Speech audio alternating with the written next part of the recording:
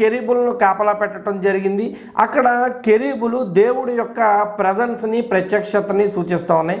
అలాగే కొన్ని ఖడ్గజ్వాలలను కూడా దేవుడు కాపలా పెట్టాడు. ఆ ఖడ్గజ్వాలలు దేవుని యొక్క కోపాన్ని, ఉగ్రతను సూచిస్తూ ఉన్నాయి. అయితే తూర్పు వైపున కెరీబులను దేవుడు ఎందుకు పెట్టాడు అని మనము ఆలోచన చేసినట్లయితే బహుశా ఆ తోటకు తూర్పు వైపున ముఖద్వారము ఉండి ఉండవచ్చు, అంటే గేటు తూర్పు వైపున ఉండి ఉండవచ్చు. అందుకని దేవుడు తూర్పు దిక్కున కాపలా పెట్టి ఉండవచ్చు. అంతేకాకుండా లోపల జీవ వృక్షమునకు వెళ్ళే మార్గంలో మళ్ళా ప్రత్యేకంగా ఖడ్గజ్వాలలను కూడా దేవుడు కాపలాగా ఉంచాడు అని మనకు అక్కడ అర్థమవుతుంది.